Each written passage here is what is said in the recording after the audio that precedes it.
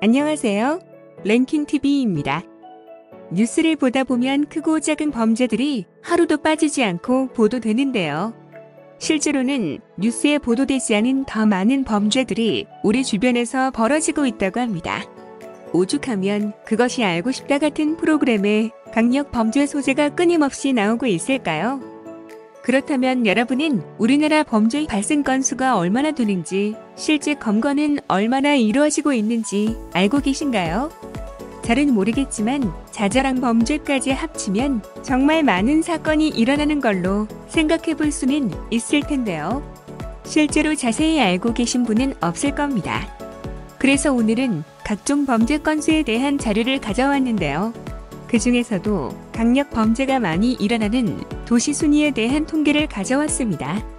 국내 범죄에 대해 가장 최근에 집계된 공식 자료는 2020년의 통계청 자료인데요. 한국에서 한 해 발생한 총범죄 건수는 158만 7,866건이라고 합니다. 실제 검거된 범죄는 128만 9,129건으로 81.2%의 검거율을 보여주고 있습니다.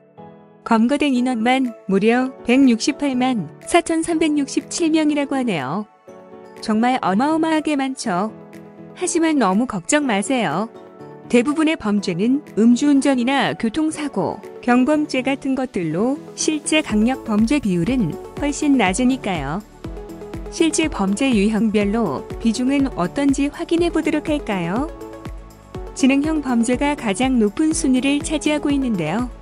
지능형 범죄는 사기나 횡령 등이 주류를 이루고 있습니다. 치밀한 범죄가 많고 또 대부분은 금액이 크지 않고 자잘한 것이 많은 탓에 범죄 발생률에 비해 검거율은 매우 낮은 편입니다. 그 다음으로 발생이 많은 범죄는 교통범죄인데요. 교통사고나 음주단속, 그리고 교통법규 위반 등이 이에 해당합니다. 음주단속을 많이 하면 당연히 건수도 늘어날 것이니 발생 비중이 높을 수밖에 없겠죠. 다음으로 빈도가 높은 범죄는 폭력인데요. 상해나 폭행 그리고 협박이나 공갈 등도 이에 해당합니다.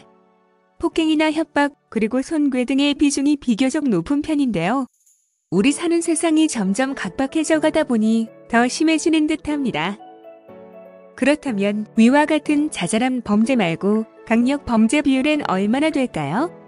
강력 범죄 건수는 모두 24,332건으로 전체 범죄 건수 중 1.5% 비중을 차지하고 있습니다. 강력 범죄는 살인사건과 강도, 강간, 성추행, 방화 등에 해당하는데요. 자세한 발생 건수는 다음과 같습니다. 강력 범죄 대부분은 강제추행이나 강간이 차지하고 있는데요. 살인 관련 사건만 해도 724건으로 하루에 거의 2건씩 발생하니 결코 적은 숫자는 아닙니다. 그럼 대체 이런 강력 범죄는 어느 지역에서 발생하는 걸까요? 이에 대한 자료는 근래 SBS 데이터 저널리즘 팀에서 만든 게 있는데요. 경찰서 관할지에 따라 전국을 234개 지역으로 분류하고 지난 2014년부터 2016년까지 3년간 전국 252개 경찰서에 접수된 5대 강력 범죄 발생 현황을 분석해 전국 범죄 지도를 만들었다고 합니다. 5대 강력 범죄는 살인, 강도, 절도, 폭력, 성폭력의 5가지 범죄를 뜻하는데요. 지금부터는 각각에 따른 범죄율 상위 도시를 확인해 보도록 하겠습니다. 우선 살인사건 발생률 상위 10개 지역입니다. 사실 이 순위는 크게 의미가 있진 않습니다. 살인사건은 발생 건수가 많지 않기 때문에 이 시기에는 이 정도였구나 하는 정도로만 참고하시는 게 맞는 것 같습니다. 다음은 강도 발생률 상위 10개 지역입니다. 인구 10,000명당 발생 건수로 만든 그래프인데요. 데이터가 적어서 자세한 순위는 의미 없겠지만 부산과 서울의 발생 건수가 비교적 집중되어 있는 듯하네요. 다음은 절도 사건 상위 10개 지역입니다. 절도 역시 부산과 서울이 대부분이네요. 아무래도 사람이 많이 모여있는 곳을 위주로 절도 사건이 자주 발생하는 듯합니다. 다음은 폭력 사건 상위 10개 지역입니다. 이전 사건과 마찬가지로 외부 인구 유입이 많은 곳을 위주로 발생률이 높음을 알 수 있습니다. 다음은 성폭행 발생률 상위 10개 지역입니다. 광역시 중에 중구는 범죄 발생률이 모두 높나 봅니다. 예외 없이 등장하네요. 성폭행 역시 외부 인구 유입이 많거나 유흥가가 모여있는 곳이 범죄 발생률이 높다는 것을 알 수 있습니다.